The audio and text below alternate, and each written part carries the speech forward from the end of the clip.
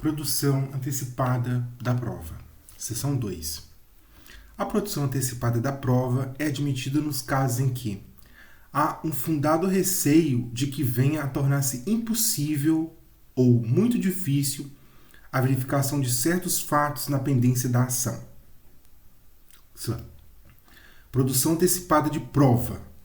Há um fundado receio de que venha a tornar-se impossível ou muito difícil a verificação de certos fatos na pendência da ação. A prova a ser produzida seja suscetível de viabilizar uma autocomposição ou um outro meio adequado de solução de conflito. O prévio conhecimento dos fatos possa justificar ou evitar o ajuizamento da ação.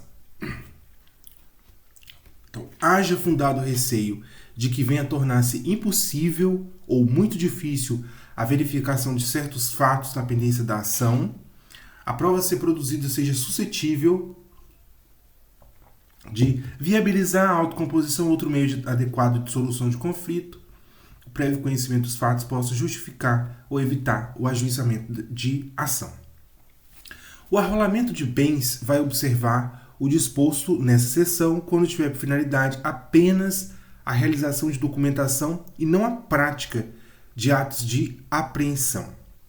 A produção antecipada de prova é da competência do juízo do foro onde esta deva ser produzido.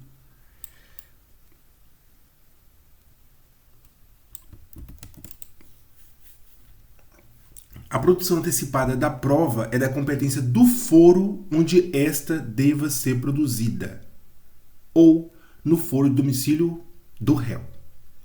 A produção antecipada da prova não previne a competência do juízo para a ação que venha a ser proposta. Então, dois pontos fundamentais na antecipação de prova é que a competência é, em primeiro lugar, onde ela deva ser produzida, ou, alternativamente, no foro de domicílio do réu. Então, você pode se enganar e pensar que o fato de você ter entrado com uma ação de produção antecipada de prova vai prevenir o juízo, mas não é verdade. A produção antecipada da prova não previne a competência do juízo para a ação que venha a ser proposta. O juízo estadual tem competência para a produção antecipada de prova requerida em face da União, de entidade autárquica ou de empresa pública federal, se na localidade não tem vara federal. Aplica-se o disposto dessa seção àquele que pretende justificar a existência de algum fato ou relação jurídica para simples documento e sem caráter contencioso que exporá em petição circunstanciada sua intenção.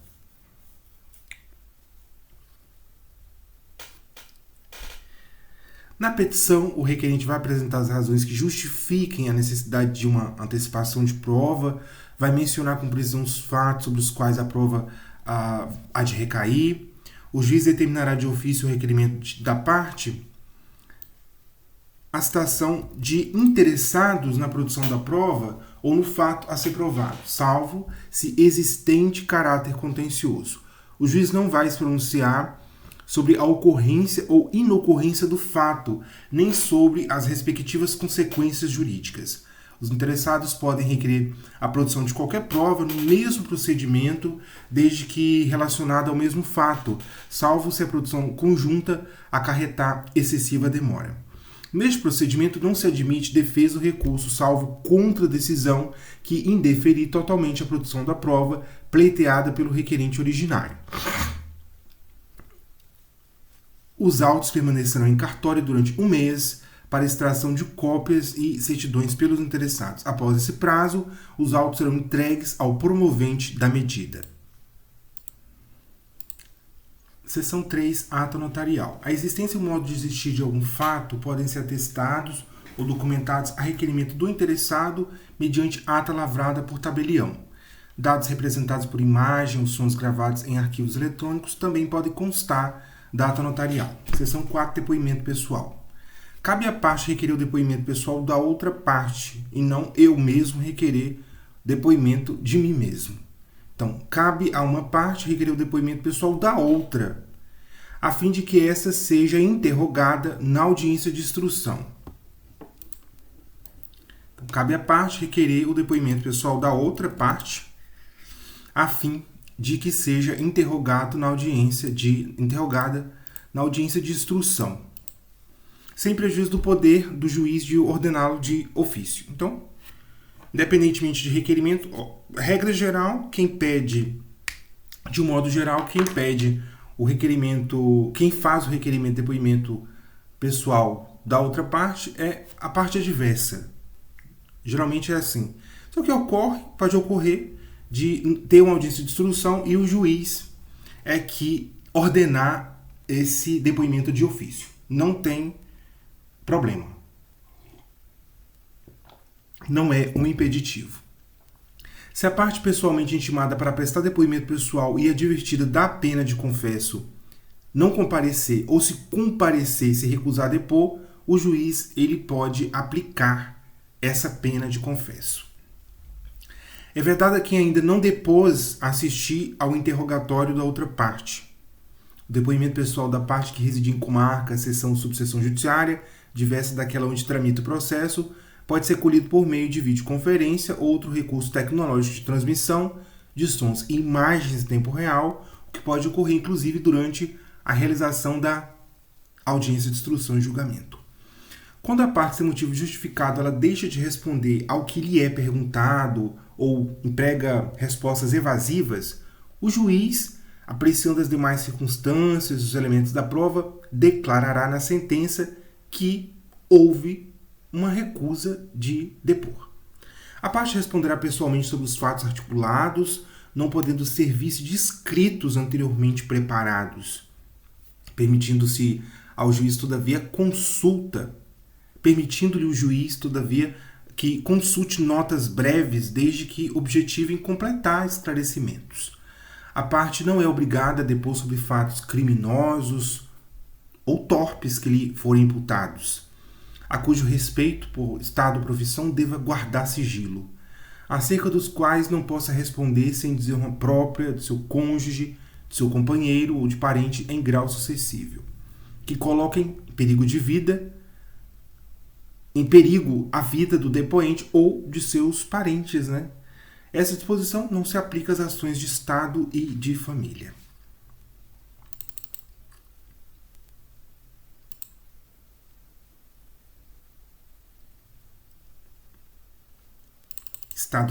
Ações de Estado e de família não se aplica, né? Porque senão como é que você vai instruir a ação se as pessoas que moram naquela casa não disser o que aconteceu? Seção 5, confissão. A confissão judicial ou extrajudicial, né? Não importa se é extrajudicial ou judicial, quando a parte admite a verdade de fato contrário ao seu interesse e favorável ao outro adversário. A confissão judicial pode ser espontânea ou pode ser provocada. A espontânea pode ser feita pela própria parte ou por representante com poder especial. A confissão provocada constará do termo de depoimento pessoal. A confissão judicial faz prova contra o confitente, não prejudicando, todavia, os litisconsortes. Nas ações que versam sobre bens imóveis ou direitos reais sobre imóveis alheios, a confissão de um cônjuge ou companheiro não vale sem a do outro, salvo se o regime for o de separação absoluta de bens. Não vale como confissão a admissão em juízo de fatos relativos a direitos indisponíveis. A confissão será ineficaz se feita por quem não é capaz de dispor do direito a que se referem os fatos confessados. A confissão feita por um representante somente é eficaz nos limites em que este pode vincular o representado. A confissão é irrevogável, mas pode ser anulada se decorreu de erro de fato ou de coação. A confissão é irrevogável, pode ser anulada se decorreu de erro de fato ou de coação. A legitimidade prevista no caput é exclusiva do confitente e pode ser transferida a seus herdeiros se ele falecer após a propositura, né? A propositura dessa ação de anulação. A confissão extrajudicial, quando feita oralmente, só terá eficácia nos casos em que a lei não exige a prova literal. A confissão é, em regra, indivisível, não podendo a parte que quiser invocar como prova aceitá-la no tópico que a beneficiar e rejeitá-la no que lhe for desfavorável. Porém, cindir-se-á quando o confitente a ela aduzir fatos novos, capazes de constituir fundamento de defesa de direito material ou de reconvenção. Então, a regra geral é que a confissão é indivisível. Não pode a parte que quiser invocar a confissão aceitá-la apenas no tópico que for benéfico a ela e rejeitar o que lhe é desfavorável. Só que pode ser cingida quando o confitente a ela aduzir fatos novos que podem influenciar e constituir fundamento de direito material ou de reconvenção. Direito material ou reconvenção. Seção 4. Exibição de documento ou coisa. O juiz pode ordenar que a parte exiba documento ou coisa que se ache, que se encontre em seu poder.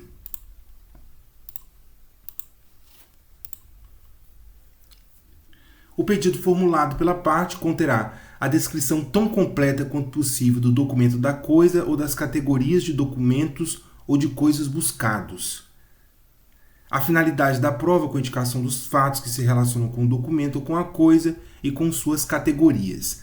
As circunstâncias em que se funda o requerente para afirmar que o documento ou a coisa existe, ainda que a referência seja a categoria de documentos ou de coisas e se acha em poder da parte contrária. O requerido dará sua resposta nos 5 dias subsequentes à sua intimação. Se o requerido afirmar que não possui o documento ou a coisa, o juiz permitirá que o requerente prove por qualquer meio que a declaração não corresponde à verdade. O juiz não admitirá recusa se o requerido tem a obrigação legal de exibir, o requerido tiver aludido ao documento ou à coisa no processo com o intuito de constituir prova. O documento, por seu conteúdo, for comum às partes. É uma obrigação legal.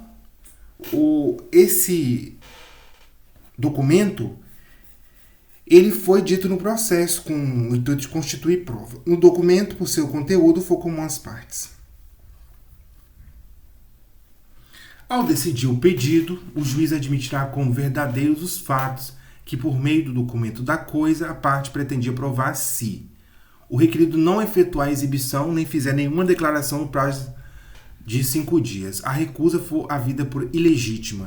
Sendo necessário, o juiz pode adotar medidas indutivas, coercitivas, mandamentais ou subrogatórias para que o documento seja exibido.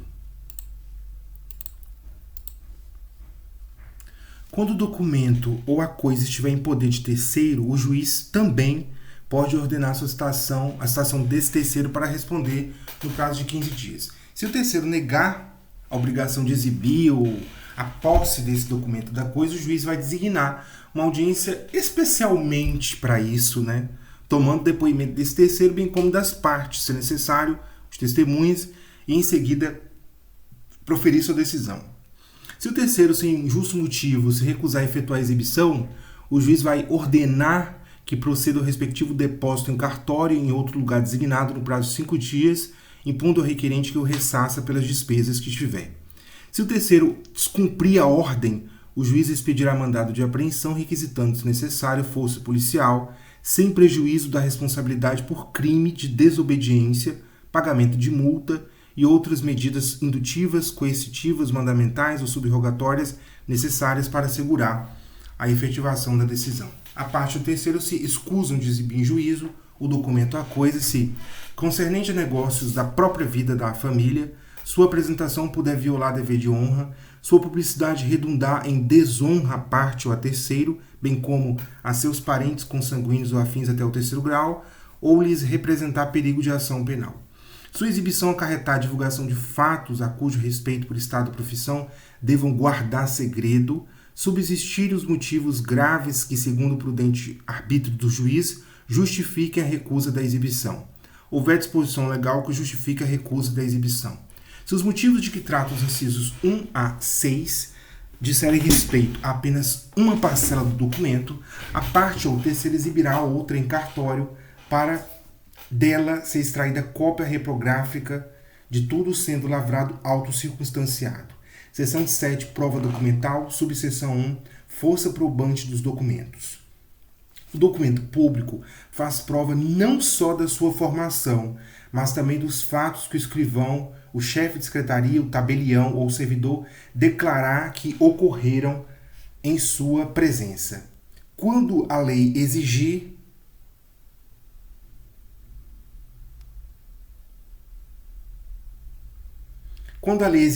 instrumento público como da substância do ato, nenhuma outra prova, por mais especial que seja, pode suprir-lhe a falta. O documento feito por oficial público incompetente ou sem observância das formalidades legais, sendo subscrito pelas partes, tem a mesma eficácia probatória do documento particular.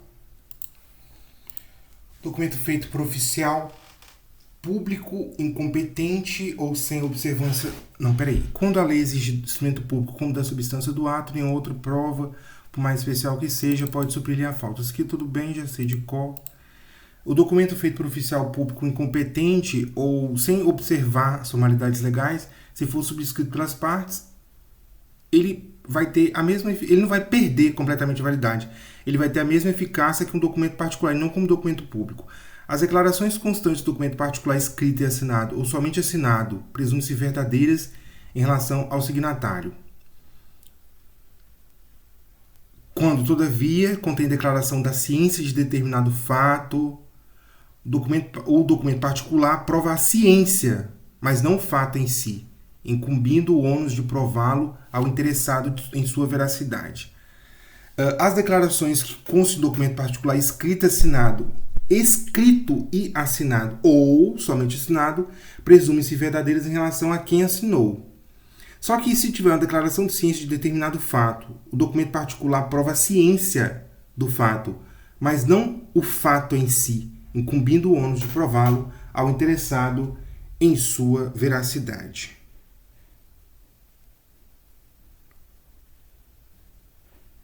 A data do documento particular, quando a seu respeito surgir dúvida ou impugnação entre os litigantes, será provada por todos os meios de direito.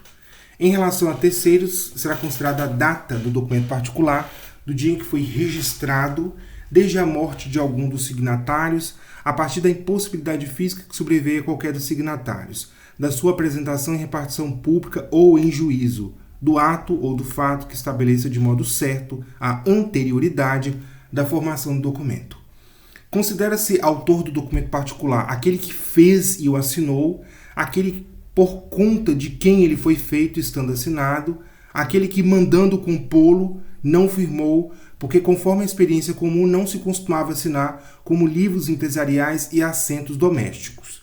Considera-se autêntico o documento quando o tabelião reconhecer a firma do signatário, a autoria estiver identificada por qualquer outro meio legal de certificação, inclusive eletrônico nos termos da lei, não houver impugnação da parte contra quem foi produzido o documento. O documento particular de cuja autenticidade não se duvida prova que o seu autor fez declaração que lhe é atribuída. O documento particular, admitido expresso ou tacitamente, é indivisível, sendo vedado a parte que pretende utilizar-se dele, aceitar os fatos que lhe são favoráveis e recusar os que lhe são contrários ao seu interesse, salvo se provar que estes não ocorreram. Telegrama, radiograma, qualquer outro meio de transmissão tem a mesma força probante do documento particular se o original constante da estação expedidora tiver sido assinado pelo remetente. A firma do remetente poderá ser reconhecida pelo tabelião, declarando-se essa circunstância no original depositado na estação expedidora. O telegrama ou radiograma presume-se conforme o original, provando as datas de sua expedição e de seu recebimento pelo destinatário. As cartas e os registros domésticos provam contra quem os escreveu quando enunciam o recebimento de um crédito, contém a anotação que visa suprir a falta de título em favor de quem é apontado como credor, expressa o conhecimento de fatos para os quais não se exija determinada prova. A nota escrita pelo credor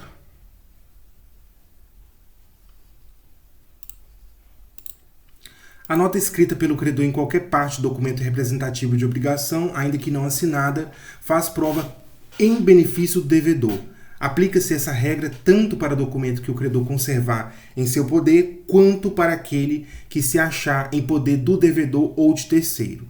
Os livros empresariais provam contra seu autor, sendo lícito ao empresário, todavia, demonstrar por todos os meios permitidos em direito que os lançamentos não correspondem à verdade dos fatos.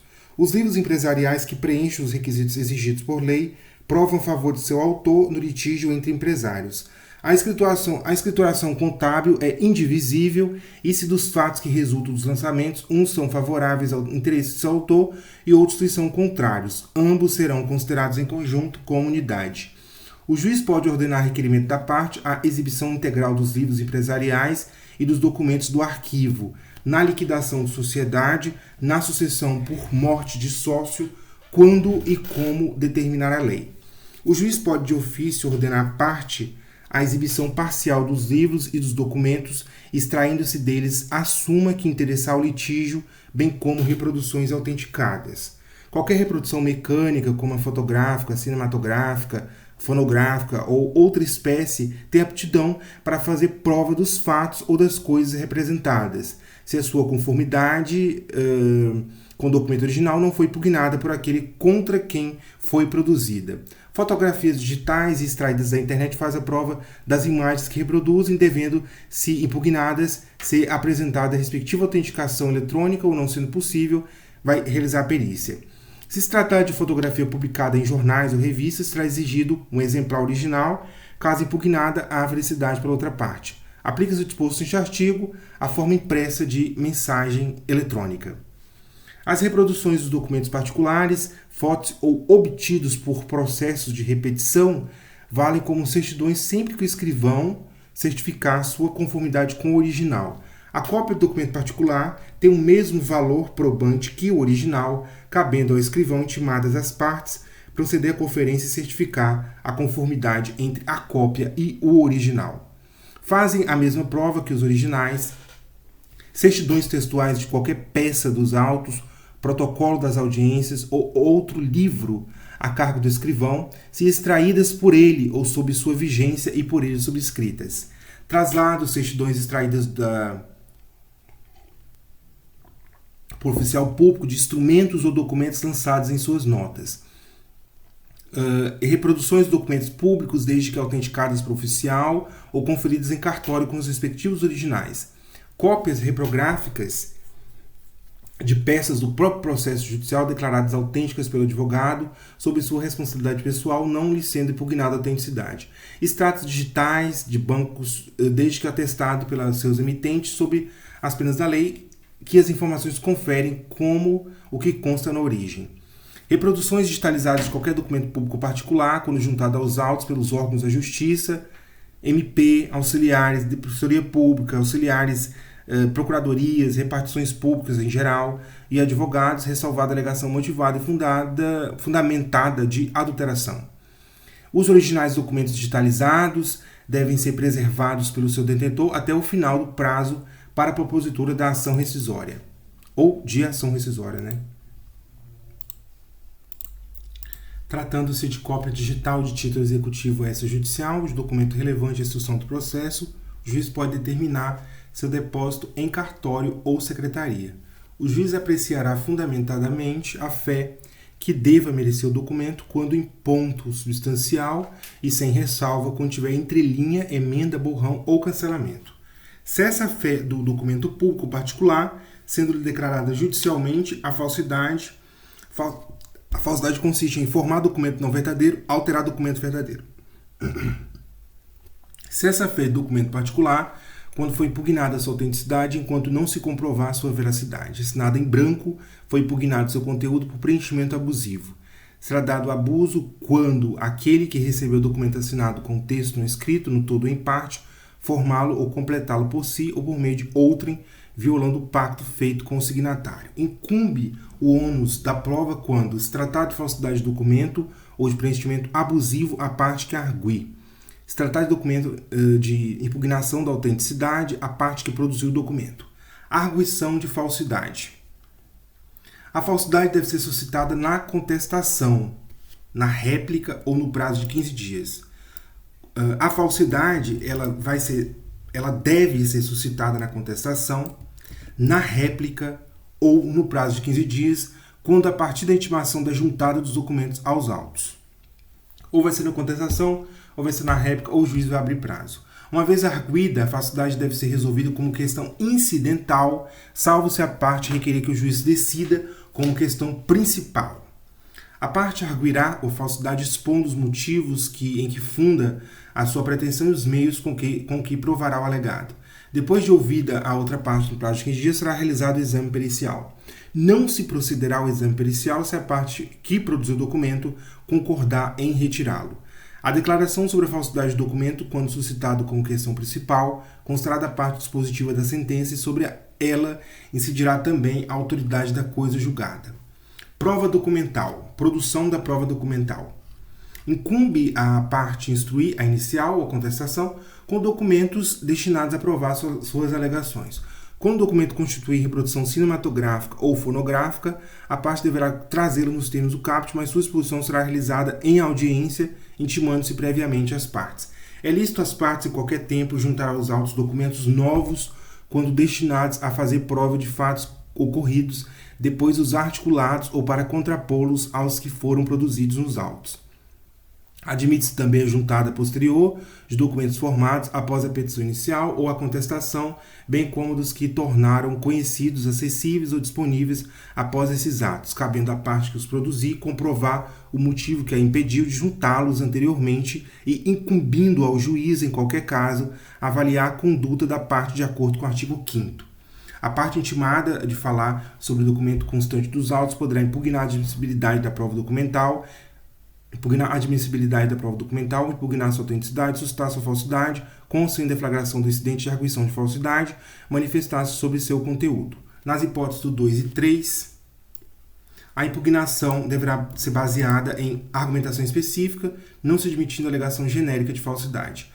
O réu se manifestará na contestação sobre documentos anexados à inicial e o autor vai se manifestar na réplica sobre os documentos que foram anexados na contestação. Sempre quando as partes requerem juntar os documentos aos autos, o juiz ouvirá, a seu respeito, a outra parte, que disporá o prazo de 15 dias para adotar qualquer das posturas do 436.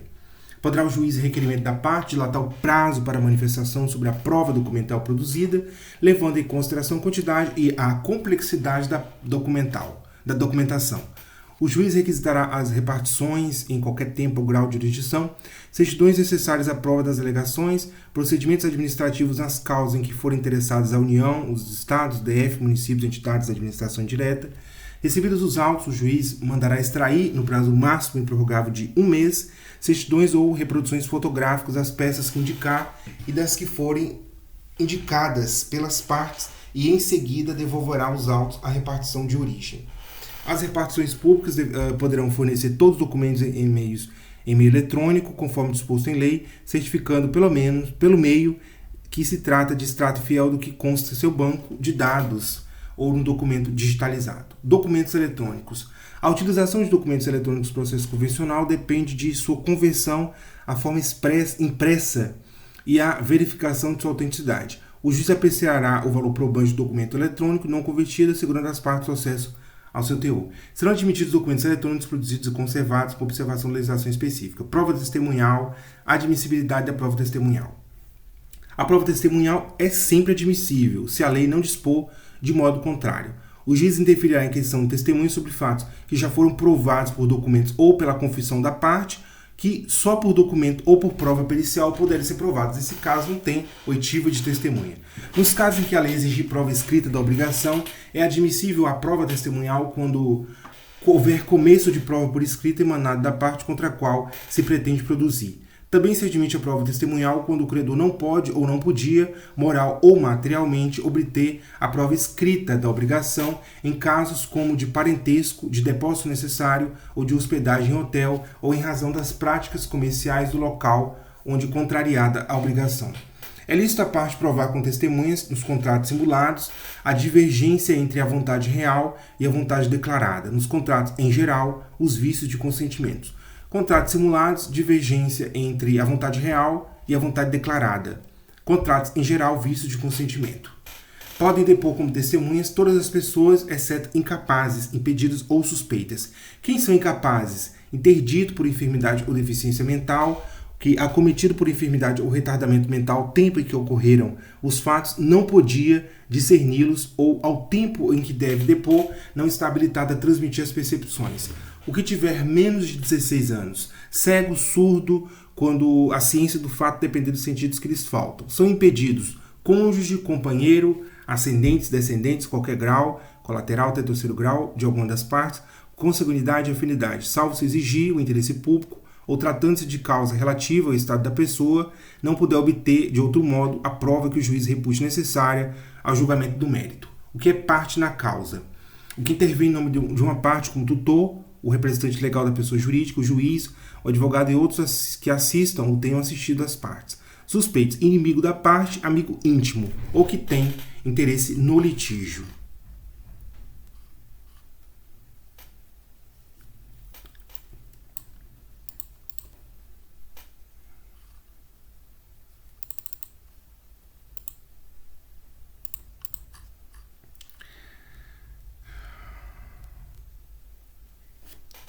Aqui fala que todas as pessoas podem depor. Incapazes, impedidas e suspeitas não podem. Quem são os incapazes? Uma pessoa com deficiência, uma enfermidade, ela é incapaz, né? Tá doente demais ou tá com um distúrbio mental. Uma pessoa que está doente ou com uma deficiência, um retardo mental, ela estava doente ou estava com algum retardo mental no tempo em que aqueles fatos que a pessoa está falando ocorreram. Então não tem como discernir aquilo, né? Ou ao tempo em que deve depor, tanto antes quanto no tempo que deve depor, tanto antes quanto depois. Porque essa pessoa não está habilitada a transmitir suas percepções das coisas que ocorreram. Pessoas com menos de 16 anos também são incapazes. O surdo e o mudo, quando, por exemplo, você viu alguma coisa, como que ele viu se ele é cego? Então ele é incapaz. Um surdo, você ouviu ele xingando o outro? Como? Você ouviu? Não, porque ele é surdo. Porque aquilo que está tentando verificar depende daquilo que realmente ela não tem, visão e audição. Então, são esses sentidos. Então, todos eles são incapazes. Impedidos. Aí, impedidos não é que a pessoa tem problema, né?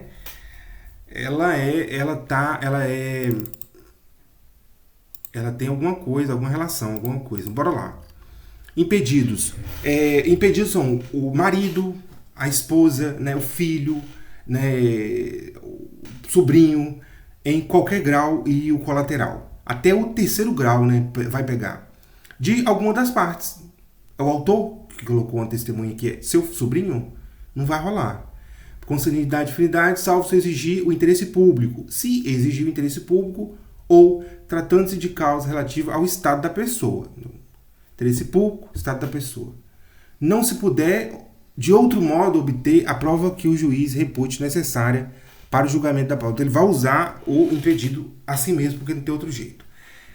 Uma pessoa que é parte da causa está impedida de ser testemunha. O que intervém em nome de uma parte, como tutor, representante legal da pessoa jurídica, juiz, advogado e outros que assistam ou tenham assistido às partes.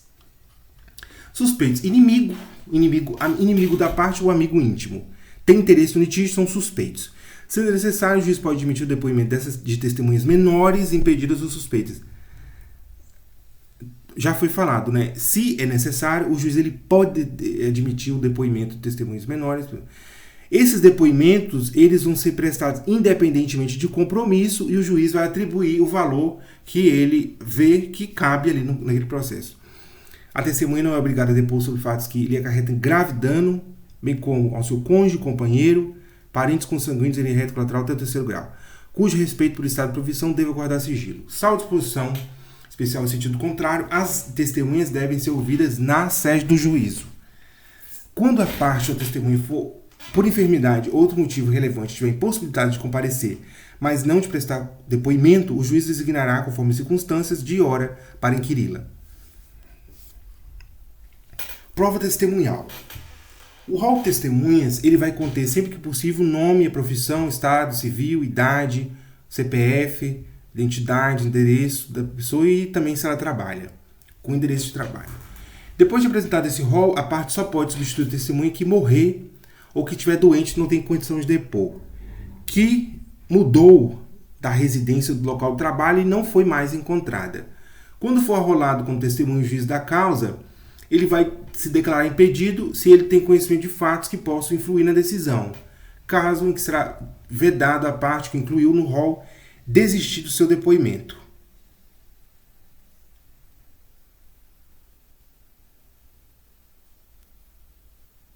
Se nada souber, mandará excluir seu nome.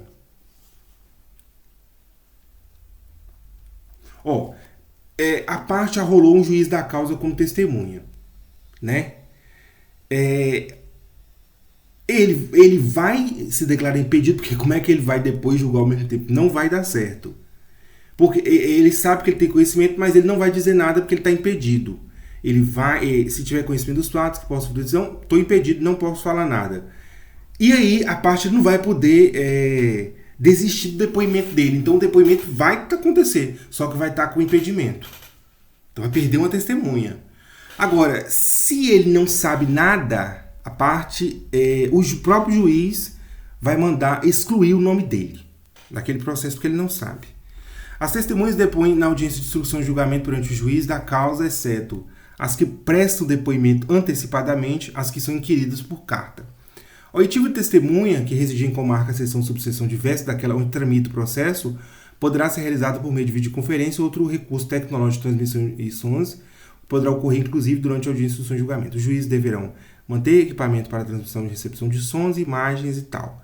São inquiridos em sua residência ou onde exercem suas atividades. Presidente, vice, ministros de Estado, ministros do STF, CNJ, STJ, STM, TSE, TST, TCU, procurador da República, conselheiros do CNMP, na residência onde exerce ou onde exerce a função, né? Só a cúpula, AGU, PGE, PGM, Defensor Público Geral Federal, Defensor Público Geral do Estado, senador, deputado, governador, prefeito, deputado estadual, deputado distrital, desembargador, desembargadores, TJ, TRF, todos os embargadores, procuradores de justiça, embaixadores de país que, por lei ou tratado, concede idêntica prerrogativa para o agente diplomático brasileiro. O juiz solicitará a autoridade que indique dia e hora e local a fim de ser inquirida, remetendo-se cópia da inicial da defesa oferecida pela parte que arrolou como testemunha. Passado um mês sem manifestação da autoridade, o juiz designará dia e hora para o depoimento, preferencialmente na sede do juízo. O juiz também designará dia e hora e local para depoimento quando a autoridade não comparecer injustificadamente à sessão agendada para a colheita de seu depoimento no dia e hora por ela mesma indicados. Cabe ao advogado da parte informar ou intimar a testemunha por ela arrolada no dia e hora e do local da audiência designada, dispensando-se a intimação do juízo.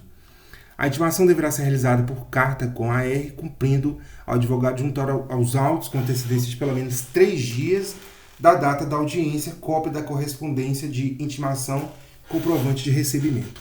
A parte pode comprometer-se a levar a testemunha à audiência, independentemente da intimação, presumindo-se, caso a testemunha não compareça, que a parte desistiu de sua inquirição. A inércia da intimação importa a desistência de inquirição da testemunha. A intimação será feita judicialmente quando frustrada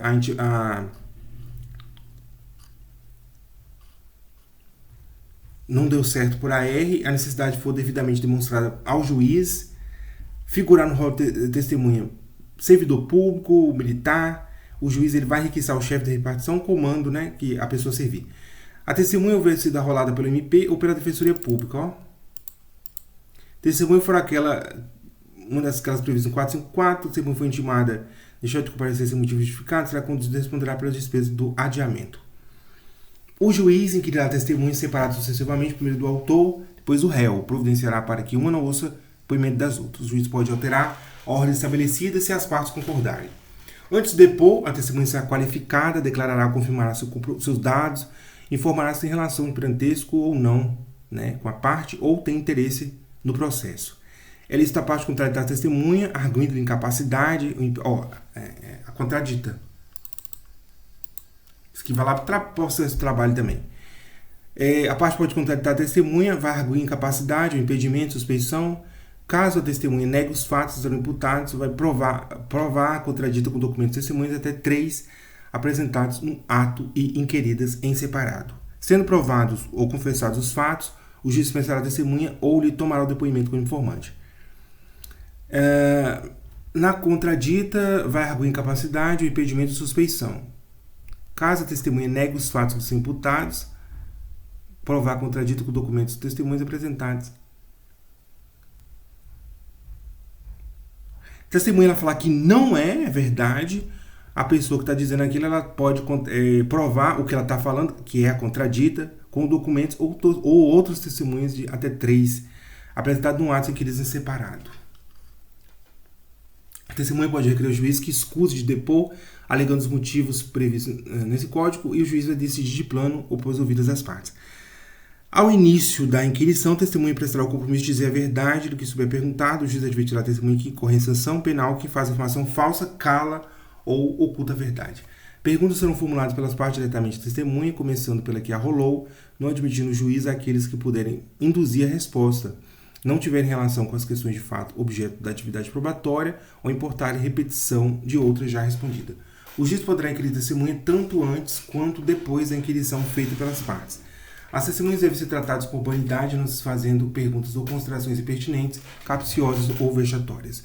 As perguntas que o juiz interferir serão transcritas no termo se a parte o requerer. O depoimento poderá ser documentado por meio de prova documental. Quando digitado ou registrado...